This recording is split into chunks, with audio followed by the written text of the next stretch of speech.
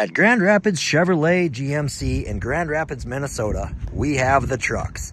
Over 47 new Silverados and Sierras sitting currently on the lot with more to come. We have all the options: LT, RST, LTZ, High Countries, ZR2s. We have heavy duties. We have Sierra, SLT, Elevations, Denali's. We are equipped for the truck you are looking for. With great rebates currently, with up to $12,500 off on select models, now would be a great time to take advantage of savings and get yourself into a new truck today. Grand Rapids GM in Grand Rapids, Minnesota.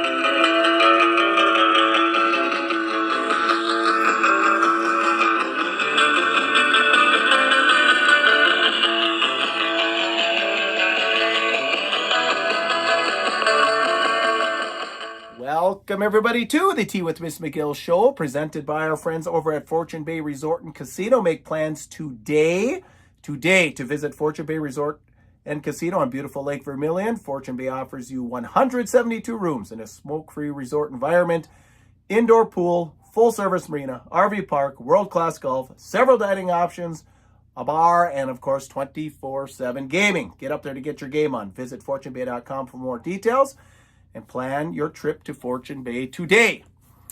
All right, it is Puka speaking. Very special guest.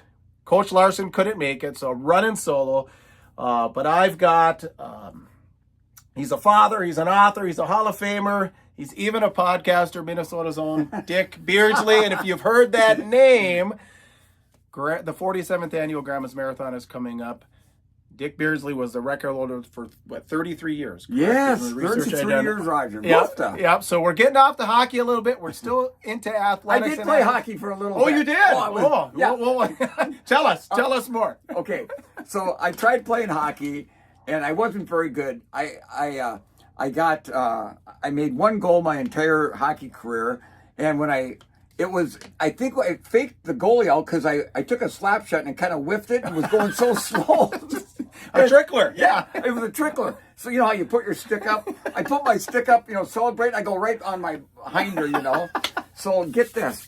So I'm going to be a senior in high school, and my hockey coach comes up and he says, Beards, now that you're a senior, you can't play on the JV team anymore. Oh, yeah. And he goes, I see you out running all the time during study hall.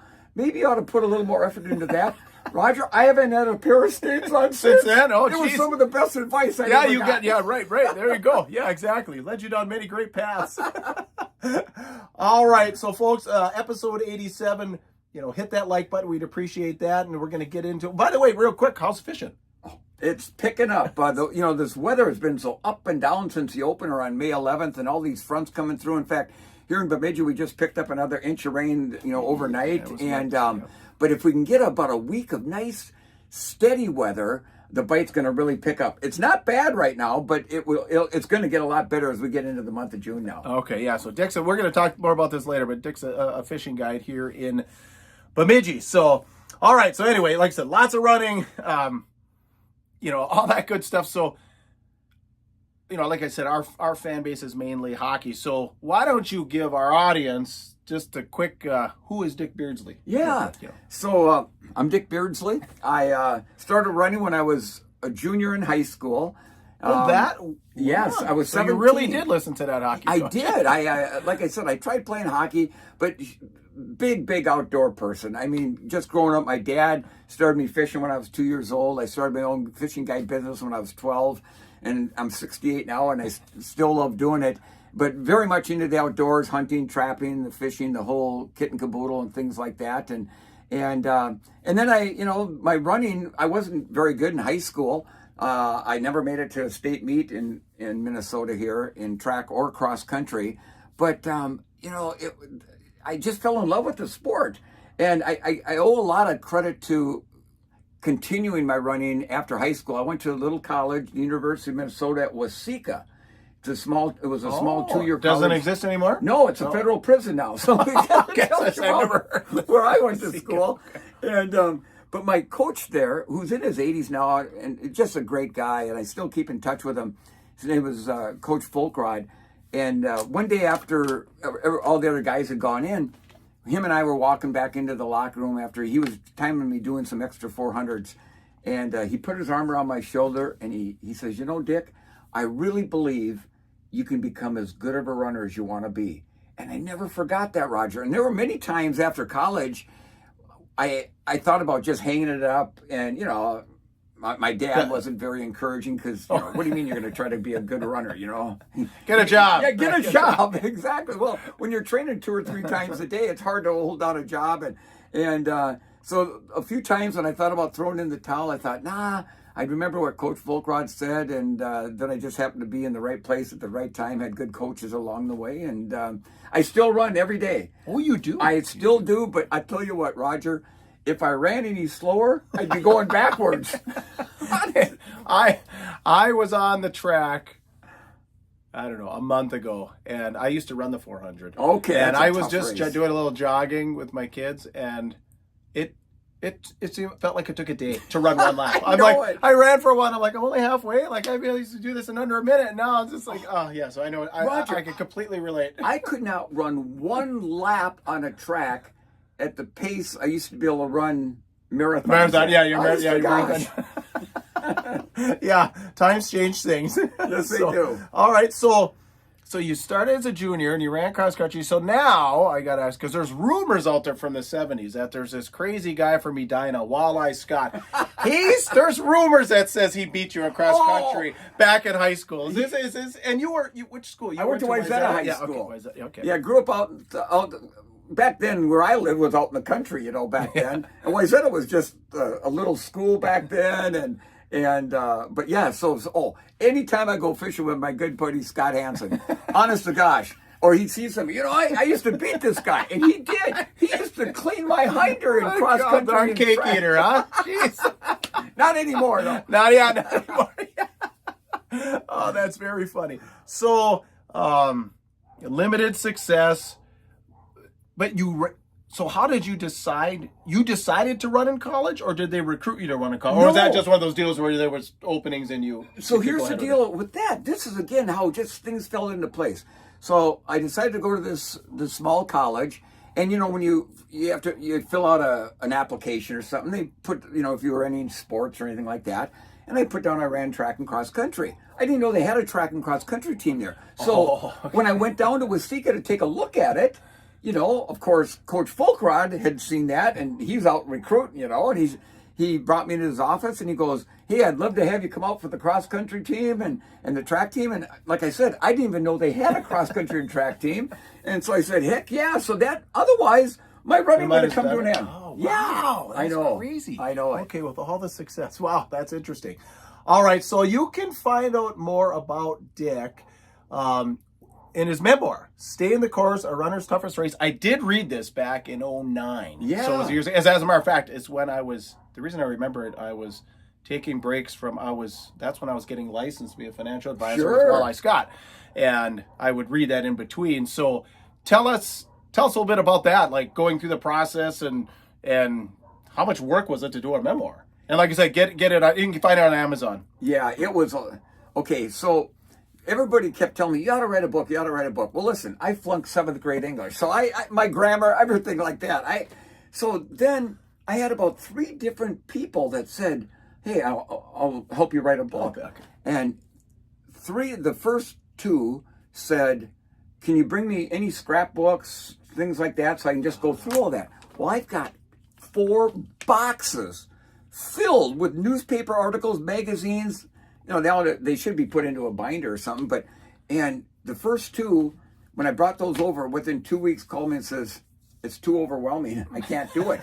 So then there was a gal named Maureen Anderson from Detroit Lakes, where I lived at the time, and she'd never written a book before, but she always wanted to. Oh, well. So I brought her over all these boxes, and her husband, Daryl, she went through every single article, magazine. She typed things into the computer, and then she had 43 and a half hours of taped interview with me. Okay. And then she put this book together, and it's great. It's a great book. And so then the thing was trying to find a publisher. That's one of the harder things to do. And back then there wasn't. And this was 20 years ago already. Yeah, I can't believe it. I know it.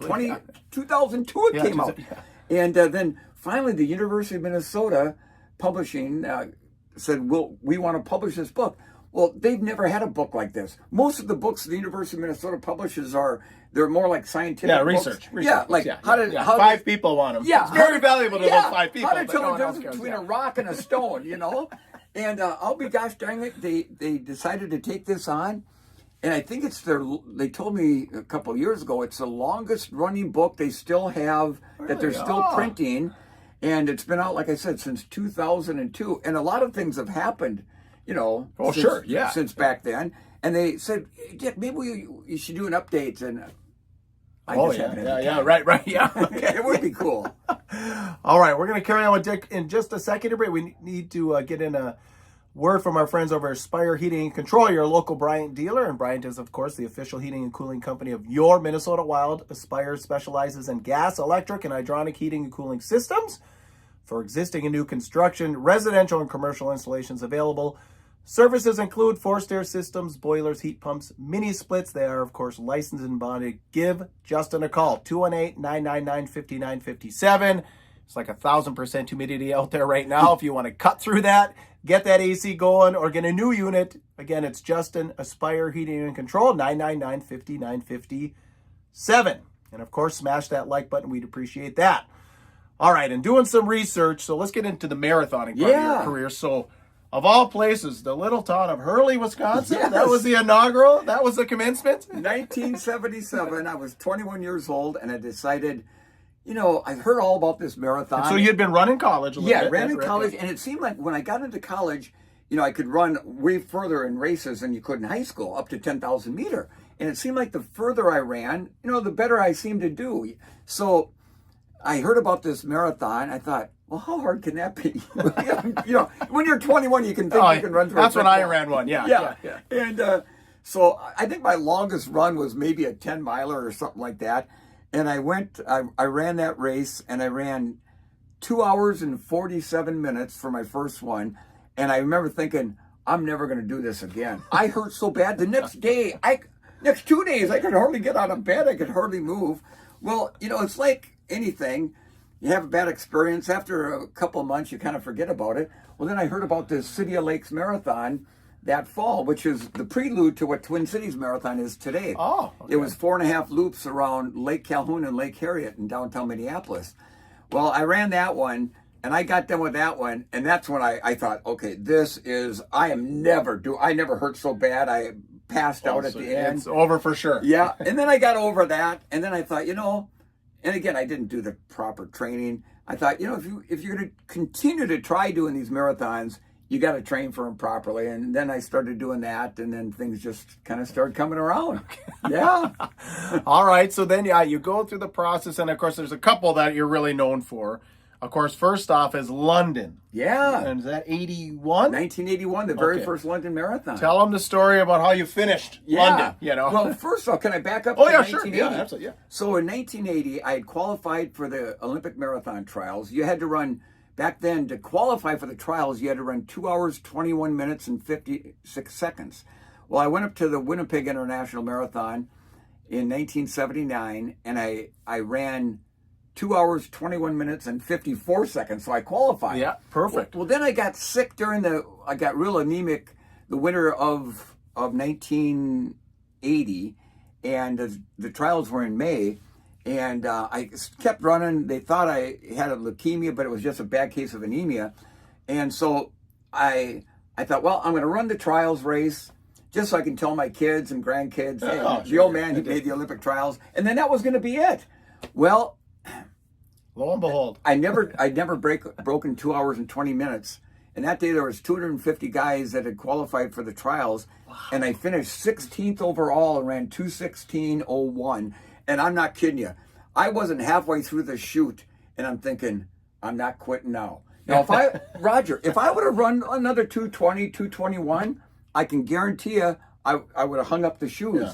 But that just got me fired up. 4 minutes. And breaking that 2:20 mark in a marathon is kind of like breaking the 4-minute mile for a miler. Oh, yep. And so that was a big deal for me, and that kept propelling me to keep going. Okay, so did you make the team? No, okay. you had to be top 3, and that was the year that we boycotted. It was over in Moscow. And we boycotted. But then a year later, I got an invite. I ran for the New Balance shoe company, and a guy named Chris Brasher. He was a 1956 Olympic gold medalist for Great Britain in the steeplechase, and he was their European distributor for New Balance. And him and a guy named John Disley were going to put on this London Marathon. So he calls this Chris Brasher calls up New Balance and says, "Hey, you got any athletes that could come over and run our first London Marathon?" Well, New Balance called me and says, "Dick, you want to go to London and run the marathon?" I thought, heck yeah, I'd love to. And so I went over there, and I won the race, but not by myself. So another runner from Norway, Inga Simonsen, and we become great friends.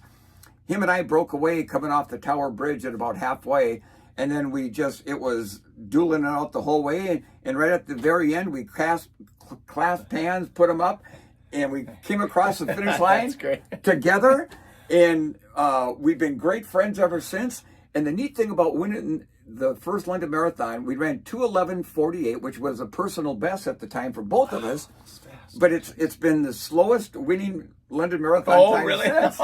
But here's the deal: about every 5 years, they bring Inga and his family, me and my family over there to celebrate the very first one, and they treat you like you're the King of England over there when we come over. So it's well, that's good. You get the royal. You deserve the royal treatment. It's because like they said, yeah, you guys had the slowest winning time, but there'll never be another first London Marathon winner. So yeah, I look forward to the 50th one coming up here, not too long down the road. I can't believe we'll talk about more. The 47th annual Grandma's Marathon. I can't believe these things are getting to be that point. So you were talking about New Balance a little bit. So what was the Nike guy? Prefontaine? Yes. Okay. Yep. Did you ever run against him or meet him? Because he was the first real Nike guy, really, that put him on the map out west. Steve Prefontaine, he was a little older than I was. In fact, I graduated from high school May 24th of 1975. That's the night he died. He was in Eugene, Oregon. They were at a party or something, and he was driving home in his little car. He's coming down this almost like a small mountain, and he lost control the car flipped over, threw him out, and pinned him underneath it. And he died that same day. So I never got a chance to meet him or race against him, but his legend lives on forever and ever. Yeah. How about Phil Knight from Nike? Have you ever met Phil Knight? I met him one time. Years ago. Him and Jim Davis, who is the owner of the New Balance shoe company, they both got an award at this big run called the Running Event. It's held every year in Austin, Texas, for all the running specialty stores around the country. So I got the chance to meet him there, and now he's in his 80s, I think now, probably. And for those of you who don't know, Phil Knight, founder and longtime CEO of Nike. Yeah. A very rich person. Many billions. Many billions. Yeah. So right. Okay, interesting. So he. All my life, that beard, you just look the same, and he was an avid runner. Absolutely. Right? That's how we got started. He ran for the University of Oregon. And him and Bill Bowerman was his coach. And they're the ones that came up with the shoes and the first waffle sole shoe. Yeah. Bill Bowerman made him in a waffle maker. I think, I read his book too. Yeah, amazing. And you look for that little meek beginning to now just the dominant brand in the world. Right, exactly. Although my kids are telling me, they're teenagers, New Balance making a comeback. Oh, New Balance are cool, they say. They are cool. That's the one making the big comeback. You bet. So, all right. So, obviously you're really well known for the Boston Marathon in 1982. So if I told you, or if a person came up and told you, there was a person who ran the Boston Marathon in 1982, broke the course record, broke the American record, finished runner-up in that race, what would you say? Poor guy. Listen, so it came down, me and the world record holder, Alberto Salazar, we broke away from everybody at about 16 and a half, 17 miles, and I was doing everything I could, to try to open up a And gap. you can find this on YouTube, this race, by the way. It absolutely. is intense. Just go to 1982 Boston Marathon Duel in the Sun. There's about a 10-minute clip on there. I've seen that a million times. It still makes the hair on the back of my I bet it does. neck I stand up. bet it does. So I got a bad cramp with about 900 meters to go, and he gapped me about 100 yards. I hit a pothole I didn't see, almost fell to the ground, but it jerked my leg and popped the knot out. So I got my stride back. So I catch back up to Salazar at the top of the last little hill where you made it. Back then, you made a left-hand turn. It was 150 meters to the finish, and it came down to a 100-meter sprint. Yeah. And I got out kicked and lost by 1.6 seconds. So I remember coming across the finish line, and I look up, and the clock's still reading 2:08. Now, back then, that was the first time two runners had ever gone under 2:09 in the same marathon, ever. And I remember looking up and seeing it. I'm across the line, the clock's still reading 2:08 and change, and half of me had never been so happy. The other half had never been so disappointed. Oh, my goodness. I know. I'm thinking, I just ran a 2:08 marathon, but I got second. Yeah. You know? And I remember getting back to my hotel, and I'm soaking in the tub, you know, I'm just aching all over. And I'm thinking, what could I have done differently? So, Roger, in my mind, I went back to the little town of Hopkinton, where the start is, and literally retraced every step of every mile from there to downtown Boston. What could I have done different? And when I got all done, I had a smile from ear to ear. Because nothing. Nothing. 1 second. 2-hour run, 1 second. There was difference. nothing I could have done different. And at the end of the day, whether it be out catching fish, running a marathon, you know, playing hockey, whatever it is, if at the end of the day you know you gave it your very, very best, how can you be disappointed in that? Yep, you can hit the pillow feeling good. Absolutely. So that reminds me, when my junior year of track, two gentlemen broke the record in the 400-meter dash at state. And the Moorhead guy is the kind of guy I knew a little. Well, I knew his name at the time. But anyway, he was the unfortunate runner-up. You know, I remember thinking at that time, how can two guys break the record yet? You're runner-up, and you're in the same situation. It is what it is. Makes for a good story. His last name was Beadle. I think it was Chris Beadle. Anyway, so 1982, around that time, now you're in your peak, right? Right. So you're, running professionally at that time. So as professional as you could. There was no prize money back then at that point. Really? Okay. No, but there was. That's what I was going to say. What does it mean to run professional at that time? So back then, I was sponsored by the New Balance Shoe Company, still am to this day. Like, for them to believe it's not for my fast running anymore. Like I tell people now, I'm kind of like the Walmart greeter for New Balance. They'll send me out to a running store somewhere across the country. I'll do a little talk and a fun run. And that's about it. But they've been with me for since 1979. They've been just wonderful. But so back then, I did get a little bit of a stipend, and then I did sign a nice contract with New Balance after Boston. But as far as prize money and races, that didn't come around really until about the mid 1980s or so. But there was what they called under the table payments. So if you were fortunate and were one of the elite runners in the world, a race from big race somewhere, Beijing, London, Tokyo, whatever, they'd call you up and we'd like to have you come to our race. What's it going to take? So you'd throw a number. First class airfare. Yeah. Best hotel. And then you throw out a dollar amount. And Yeah. Well, so running professionally at that time, how many marathons were you doing a year? Too many. So, I recovered really quickly from them. So in 1980, I ran 4. In 1981, I ran 1 in January, February, March. So it was the Houston Marathon, the Beppu International Marathon in Japan. A few weeks later, the London Marathon. A few weeks after that, the Grandma's Marathon in 1981. A few weeks after that, I ran the Stockholm Marathon in Stockholm, Sweden. So in about a period of about 8 months, I'd run 5 marathons. And it's over 100 miles. But here's the deal. I was young and I never got injured. I recovered very quickly from these things. And you think you're going to, you could run through a brick wall. Yeah. But I remember Gary Bjorklund, and Gary's an Iron Ranger guy, from half the little town of Twig. and they have the half marathon named after him at Grandma's.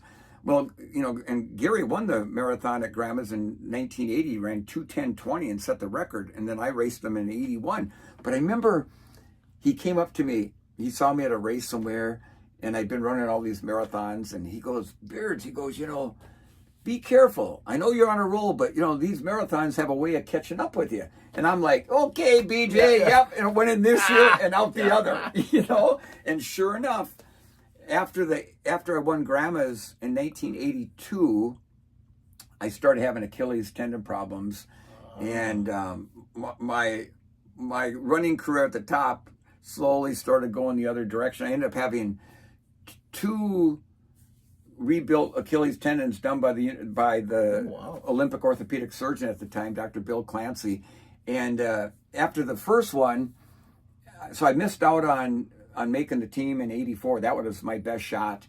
And then the Olympic team. Yes. Yep. And I tried coming back. He when he did surgery the first time and rebuilt me Achilles, he goes, you can't run for a minimum of 6 months. Well, I didn't have that kind of time. So I was in Thunder Bay, Canada, speaking at a marathon or half marathon over there. And I went out for a mile run 6 weeks after. And it hurt like heck. But back then I could take that hurt and just throw it in the back of my head, and forget about it. And I got back up to running 130 miles a week or something. I went out to California a month or 2 later, and I was running a race out there, and I come around a corner and had to push off with my left foot, and it snapped. I went down like I was shot. They did surgery out there again, and then I couldn't run for 2.5 years. And I just never... Right at your peak. Yeah, right at my peak. Yeah. And I tried coming back in 88 to make the team, but I just could never get back to that level again. And after the Olympic trials in 1988, I was either going to Seoul or that was going to be my last race as an elite runner. And it turned out that was my last race as an elite runner. Still going to run, just not at that high level anymore. Oh, well, I'm going to stay on that training theme here in just a second. Quick word here. Ring Sports Bar and Grill, just on from the Hockey Hall of Fame over in Eveleth. We've told you many times to get the gift card special during Christmas. Hopefully you got them. Time to use them. Breakfast, lunch, dinner, full bar, full menu. They still have their Friday fish fry. That's all year long. Best fish fry in the Quad Cities. And, of course, daily specials, hockey-themed establishment, 248-8582 if you want to do takeout or order in advance. Or you can go to the rinksportsbarandgrill.com. Tell Michelle we sent you. And like I said, as always, breakout room. So if you need that business meeting, it's a little late for grad parties, but maybe something in the fall as far as a wedding. They got all those breakout rooms. So if you're looking for something like a function or a meeting, get a hold of the Ring Sports Bar and Grill today. All right, so we were talking, you were just saying about 130. So right. So when I first met you, I was telling you, out in the parking lot in Detroit Lakes at the bait shop. Yes. Me and my buddy Nick Provenzino, who's avid runner, you told us, because we said, well, how did you train? And I think it was like Sunday off, Monday so many miles, Tuesday, Wednesday, Thursday, Friday, and then Saturday was a big one. Why don't you tell the audience back at that time what training looked like for a marathon? Okay, so this would be 80. Never took a day off. Oh, never took okay. Sundays were my long run. So I do Sunday was 22 to 24 miles in the morning before church, and then that afternoon, I would either go out in the woods or onto a golf course where it's nice and soft and just do a 3-mile shag, which is like a jog, just to kind of get my legs ready for the next day. Okay. And because my long runs weren't just going out and getting them in, they were pretty intense. You're pushing it. So Monday was, I ran twice a day. So Mondays was kind of maybe a 10-miler in the morning and a easy 6 or 7 in the afternoon. Tuesday, I know. I'm not. Please don't think I'm bragging, because I'm not that type of person. But that's kind of what we did. And I look back on that now, and it's like, oh my gosh. So then Tuesdays would be some kind of a faster session, whether it be like fartlek, where you're doing, kind of just picking out a tree and sprinting to that, and then recover and pick out a car and sprint to that. So that's called fartlek. Getting your heart rate up. Exactly. Yeah. Or I might go to the track or something like that. And then another easy run in the afternoon. And I always did all my hardest workouts in the morning. And a lot of people did them in the afternoon because they're loosened up more and stuff like that. But I did mine in the morning because there were very few races that didn't, that started in the afternoon. So I had to get my body used to running fast in the morning. So then Wednesdays would be like a 12 to, a little medium long run in the morning, so a 12 to 15 miler, and then again a 5 to 7 miler in the afternoon. Thursday would be some kind of speed again. Friday would be kind of a recovery day, and if I had a race on Saturday, I might just run once on that Friday, kind of an easy 5, 6, 7 miles, something like that.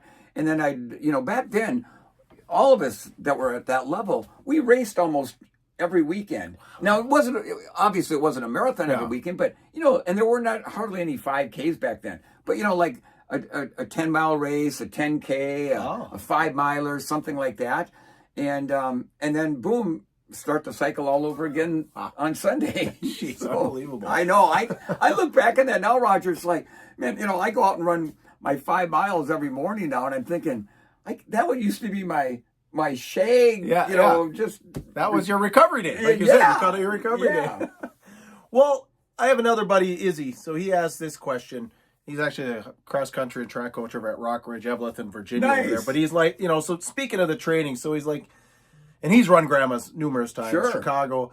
Kind of the difference, 2 questions, kind of the difference in marathon running today versus your era. Yes. And then again, like the difference in training with the technology, the nutrition, the massage guns, the shoes, everything we have. Yes. So how are the races different and how is the training different? Yeah. So back then when I ran, honestly, if you ran a marathon, men or women, it was, not that they're not serious today, but it was, you were out there trying to run as fast as you could. And so like what happened then when the second running boom kind of kicked in the late 90s into the early 2000s, and it became a thing people wanted to check off their bucket list to run a marathon. So now, most people they could care less how fast they run. They want to finish it. Sure. And they've turned it into almost like a family vacation. Like, Disney World puts on a marathon, a half marathon, 5K. A kid's run is usually involved too, so they can get the whole family involved in that. And so there's a lot more people doing it now. But the times, not counting the elite times, but the times for the general public are way, way slower than what they were 40 years ago. Oh, wow. And, and people... Because back then it was only runners. Yeah, right. Yeah. And real serious ones. Right. But I think it's you know what? And you see all shapes and sizes of people now out there. Yeah. It used to be you had to be skinny like a pencil, and now seriously. I've been out there in some of these races, and I see these guys going by me that probably weigh 100 pounds more than me, and they're just flying by me, which is great. I ran it at 21, and you wouldn't believe by about mile 20 how many, but I was 21, gray-haired individuals gone. Blew, because I was one of those. I just want to get it done. Right. And they blew past me. In 5 minutes, I couldn't see them anymore. No. They were gone. No, but what's happened now, it's got way more people involved in the sport. The races are bigger. They keep getting bigger and bigger. Also more expensive too. But I remember entry fees for most races was $1, maybe $2. And in Boston in 1982, people asked me, "What kind of payment did you get to run, and how much prize money did you win?" I go 0-0 on both. I said the only thing I got from the BAA, I got a free entry. And the entry fees for the Boston Marathon in 1982 were $8. Oh, how generous. I know. And but then, so now we fast forward to the last few years, and these super shoes is what they call them. They've got, New Balance makes them, all the companies make them now. And New Balance gave me a pair a couple years ago. And they've got these plates, these plastic or carbon plates in the shoe. Roger, I'm not kidding you. When I put these shoes on, just walking, it pushes you forward. When I went for a run, it's like somebody is behind you, and every stride they kind of give you a nice little push. So these shoes, it's unbelievable. In fact, somebody just sent me something, a guy that's done a bunch of studies on these what they call super shoes, and they said, he told his friend of mine, if Beardsley and Salazar would have had super shoes on 42 years ago in 1982. So we ran 2:08. He said we would have probably run 2:03 or 2:04 for the marathon. So they give you a big advantage. But here's the thing: the elite athletes, if you don't wear them, you're at a big disadvantage. Okay. But even now, regular folks are starting to wear them. The way they protect your legs, you recover much quicker, so you can train harder. But they're expensive. They're like $250, $300 a pair, and they don't, if you get 250 miles out of them, that's a pretty good deal. Then you get, yeah. Okay. So, and training too has come. Now there's all these different little elite, talking the elite section now, there's all these elite groups around. New Balance has an elite team. Nike has a bunch of them. They all have them, and they're spaced around the country. A lot of them train out in Colorado or Flagstaff at altitude. And they've got doctors and masseuses on board, and these high-quality coaches. And that's what they do. And they get a stipend, to live and whatnot. And so... And then, what we've learned about nutrition. Like when I ran Boston in 82, believe this or not, there were no aid stations on the course. No, you just got water. People would be handing cups of water. So I'd run by a spectator, and I'd grab a cup and I'd look at it. And if it looked like it was pretty clean, I'd drink it. If it looked a little, I'm not sure, I just dumped it on my head.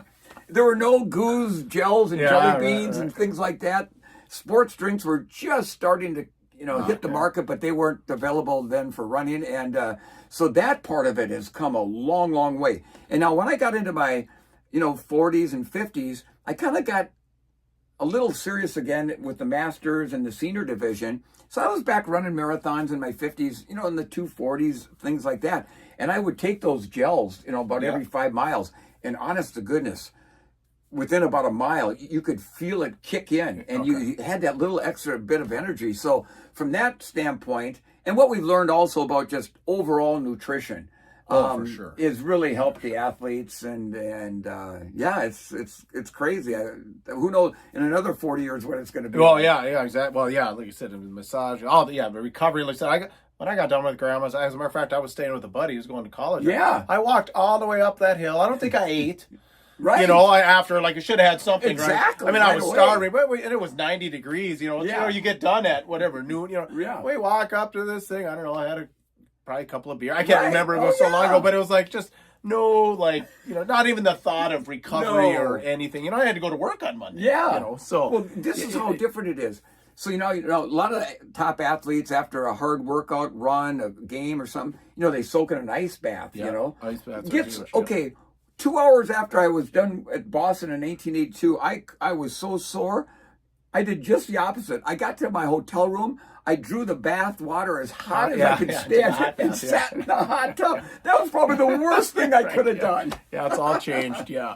Well, for more training and running tips, you've got a podcast, On the Run with Beards and Dunn. So tell us a little bit about that. Like I said, if you want, because, I've listened to some episodes, you guys have some good, good training advice on there. Well, listen, my best friend from college, Mike Dunlap, we've been great friends for almost 50 years now. And Mike was a 218 marathoner. And, we went to South Dakota State together. I ran for South Dakota State then for one season after I got done at the University of Minnesota at Waseca. And so anyhow, about a year ago, Mike Dunlap, his name's Dunlap, so it's Beards and Dunn. Yeah. And so Dunn called me up. He says, Beards, what do you think about maybe doing a podcast? And I'm about as techie as a polar bear. So he got everything set up and sent me all the equipment and everything. And we really have a ball. We get some of the old cronies I used to race against, like Bill Rogers, Olympic gold medalist Frank Shorter, people like that, and we have them on the show. And if we can't get a guest, and him and I will just talk about training or whatever it might be. And it's probably not near as professional as what you do, Roger, but we have fun doing it. No, you guys sound like you're having fun. And that's just the way Dunn and I are. How you hear us on the podcast, that's how we are in real life, you know. So, and, you can go to beardsanddunpod.com and get all kinds of information. You can download episodes if you want. And, I appreciate the... Oh, yeah, for sure. Man, like I said, some of those ones I was listening to where it's just a two, but you talk a lot about the training. Oh, and what absolutely. You guys did and like I said, the evolution and stuff. Yeah. So there's, for those of you that are going to be running soon in grandmas, I highly recommend this. You might be able to get a couple more tips before race day. All right, Iron Ridge Apparel, new location. Super One in Virginia, no longer in the Thunderbird Mall. They're right where the bank used to be, so they're connected in the building there. ODR line of clothing, of course. I call it the gift buyer's paradise. It's graduation party season, so if you're looking for that perfect gift for somebody, get over to Iron Range Apparel. Like I said, new location, connected to Super One in Virginia, right on Highway 53. All right, well, let's get into the 47th annual Grandma's Marathon. And can you believe it's the 47th annual? And what, do you got 2 or 3 memories that really stick out? Because I know after things, over time, things kind of blend together, So I ran my very first Grandma's Marathon in 1981. And that race is memorable for me. Of all the races I've ever run, that one probably means the most to me. And it wasn't because I won it or, I ran 2:09 that day. But what was interesting, it was a real foggy day. And I got, with about 3 miles to go, so coming off of Lemon Drop Hill, I got a terrible stitch in my side. And I'm trying to get it to go away, and it just wouldn't. And I mean, it was like a bear trap on my side. My thought is, who's ever behind me, they're coming. And so I thought in my mind, I'm thinking, if I can get to the Radisson Hotel where I was staying, and you make that left-hand turn at the Radisson, there's 1 mile to go. And I thought, in my mind, I'm thinking, if I can get to there, no matter how bad of a stitch I got, nobody's going to beat me. That's what I kept telling myself. So it's so foggy, you can't see a half a block in front of you. And I'm hurting. I'm piercing my eyes trying to see that gosh dang Radisson. And finally... And did they have a lead car back then? Or like no, a four-wheeler? Not like they do now? You're on your own. And in fact, the coming through downtown Duluth, only half the road was closed off. Is that right? The other half had cars coming. So finally, through the fog, I could see the Radisson. So it's getting closer and closer, and I'm still rubbing my side. When I look up ahead, and I see this little kid in the middle of the road I'm about ready to come down on, playing with a little Tonka toy truck. So I'm thinking, okay, surely Mom and Dad are going to get the little kid off the road. So now I'm about 50 yards, and even though I got a stitch, I'm still moving pretty quick. Yeah.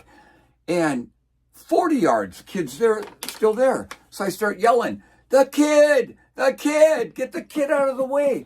Now I'm 20 yards, and all of a sudden the little guy, he reaches down, he picks up this little Tonka toy truck, and he turns and he starts making his way over to the side of the road where the crowd is. Well, now I'm 10 yards from him, and all of a sudden he stops and just freezes in the middle of the road, and he's looking right at me.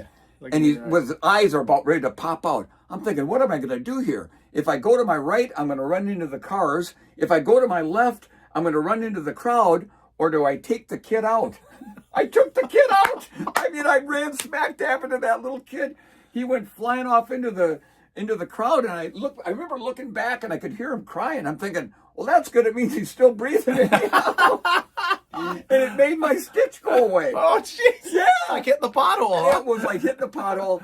And I came around the last corner into the straightaway. Now, my little watch I was wearing, the battery went dead on it, so I had no idea how fast I was running. And all of a sudden, I hear people going, you're going to break 2:10. And I'm thinking, what are they talking about? And I'm getting closer, and I'm looking at the clock, and it's reading 2:09 something. Well, I come across the finish line.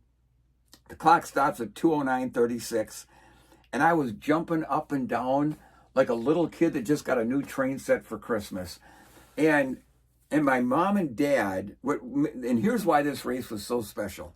It was the first time my mom and dad had ever seen me run a marathon. Oh, wow. And they were inside the finish chute. Scott Keenan, the race director, thought I might have a chance to win it, and he put him inside the finish line chute. And my dad, who had an 8th grade education, never had a chance to partake in sports.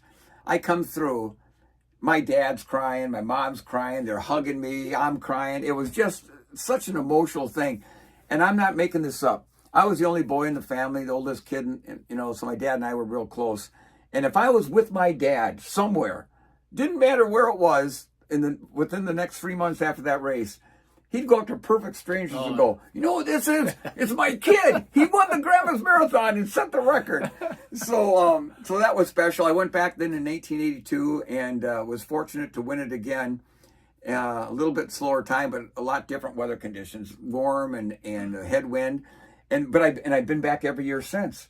I go back every year. Okay, I was going to ask if you go, yeah. Yeah, I'm back every year to do a talk. at the Expo, and probably the last 7-8 years now, Kerry Tollefson, an Olympian back in the 1500 meters, back in, was it 96 or 90, somewhere back in the 90s. And so Kerry and I... Oh, Gonchar. You talking about Gonchar? No, that's Kara Goucher. Or Goucher. Yeah. No, Kerry Tollefson, she's a Minnesota gal too, but she's from the little town of Dawson. She lives in the city now. Okay. She's a great gal. Okay. And her and I do kind of the Dick and Kerry show. It's almost really? Yeah. We always get guests on there. It's almost like a Johnny Carson kind of a thing. And then I pick up the old guitar here, and years ago I wrote a song about Grandma's Marathon. So I sing that, and then everybody sings the chorus and gets into that. And then I'm on the lead vehicle in front of the men's elite race doing television and radio. Oh, okay. Wow. And, I couldn't run a lap with those guys. But I know what they're going through mentally and physically, because even though it's been 40 years, I can still remember that. So I can relate that to the listeners in hopefully in a form that they can understand, So it's Grandma's Marathon is my favorite weekend of the year when it comes to any running event. Duluth is like a second hometown to me. Yeah. I love the people over there. They come out and support that event like no other. And the last couple of years, I mean, the marathon, the half marathon, the 5K, they're completely filled up. Yeah, exactly. Completely filled up. It's become a huge, and like I ran in the late 90s, and it was big, but boy, in the 2000s, I really think it took, because then I did the half in 98, and like I said, it was big, but I moved back, and we lived around, and I know when I moved back in 2007, and then just a number of people that I knew that were going to do it that year or were training. It was like, holy such a fun mackerels. event. It's really such a fun event. It's really grown, definitely. So what advice? Well, let's go back to the record real quick. So finally gets broke. So you get it in 81. Yep. Finally is broken in 2014. Obviously you were there. Just what were your feelings? Did you know the runner? Yeah. Has that one been broken since? Those kind of things. Yeah. So, the runner was a Kenyan runner, and his name slips my mind right now. But, when I was probably after having the record for like maybe 20 years, so I'm always at the press conference, with the elite athletes. But the first question from reporters was always to me. So, Dick, do you think they're going to break your record? And, listen, records are meant to be broke. And I said, some year it's going to be broken. And I said, I hope I'm one of the first people to congratulate him. So our lead vehicle, we have to pull over right by the iron ore ship there that you can go on. The Willie Irvin. Yeah. So we have to pull over there.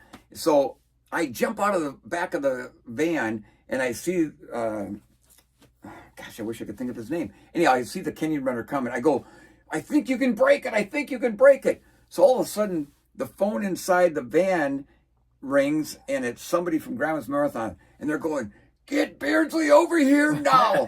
They're breaking his record. So there's that little foot, lift by the so deck. I sprinted over there. Go by Belusio. Yes, and luckily it was down, and I sprint across there, and the police officers had opened up a section on the back side of the finish chute and got the crowd back, and I am not making this up. I literally run in there as he's coming across. I was the first one to greet him. I gave him a big hug, and I got interviewed more after that race for the record being broken than when I broke it.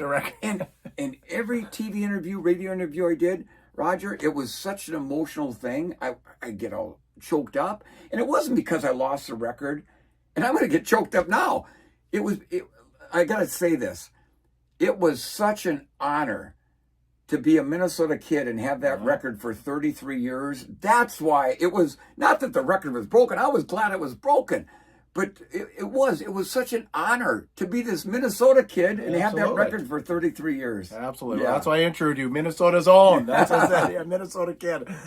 All right. Well, just to kind of wrap up, what advice do you have for any of the runners, on the 22nd annual here, on June 22nd of this year? Just have fun or what? Or just listen, have fun, and especially for you first timers, if you think you're going out slow enough at the start, you're probably going too fast. You know, there's so much excitement. You got 10,000 runners at the starting line for the marathon, and you know, everybody's juiced up, and the adrenaline's flowing through your body. The gun goes off. You hit that first mile, and you look at your watch, and you've got a projection in your mind what you want to hit, and you might be a minute and a half faster, and you're thinking, oh, gosh, I feel great. Maybe I guess I'm in better shape than I thought. And then it's the adrenaline talking. It's the adrenaline talking. And if you don't back her off a little bit, believe me, it will catch up with you. And when you hit the wall at a marathon, there's not a whole lot left you can do. It becomes a survival race, and to get that's about where I was at when I did to the end. So yeah, if you think you're going out slow enough at the start, you're probably going a little bit too fast. All right. Well, in closing, so why don't you tell everyone what Dick Beardsley's up to these days? I mean, you're speaking, you're fishing, you're like touring to marathons, you're headed to Fargo today. Right. Why don't you tell everyone kind of what you're up to and how they find you? Yeah. So my wife Jill and I, we have Lake Bemidji Bed and Breakfast here in Bemidji. It overlooks the western side of Lake Bemidji, and that's kind of my wife Jill's thing, and she does a great job with it. And then I've been a fishing guide since over 50 years now. And I absolutely love it. A lot of guide clients over the years say, Dick, when are you going to retire? And I thought, retire? As long as I can still mentally and physically function, what would I do if I retired? I'd be out on the lake fishing. So why not take people out and enjoy the company and have a good time? And then I still get out and do motivational speaking. Although ever since COVID, that's kind of dropped off. There's just not as many of those conferences and things a lot anymore. Of stuff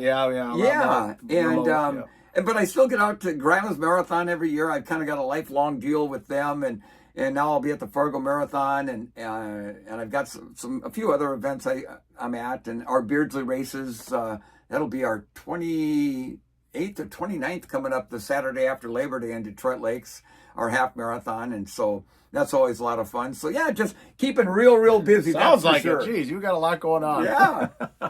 All right, let me wrap this up real quick. Please comment. We appreciate your comments. If you'd like to contact us, Goatsportsmediallc at gmail.com. Of course, hammer the follow button, hammer the like button. Throw a bunch of questions to Dick. I can get them to him. Catch us on Twitter or X, T McGill. Find us on Instagram, Spotify, Apple Podcasts, and Musi app under Tea with Miss McGill. If you're looking for us on YouTube or Facebook, it's Goat Sports Media LLC. Of course, we always have the merch. Father's Day's coming up. Let us know. Cash App, Venmo, PayPal. Just get a hold of us. We'll get you merch. And thanks to the greatest partners on earth, the Ring Sports Bar and Grill, Iron Range Apparel, and ODR Apparel, Fortune Bay Resort and Casino, Spire Heating and Control, Iron Range Goalie Academy, and Grand Rapids Chevrolet GMC. Dick. Roger. Total pleasure. Oh, right back at you. We'll do it again someday. Like, have fun in Fargo, have fun at Grandma's. You bet. Thank you. And to all of you, get out there and be your dream. It is Puka, and we'll catch you on the next video.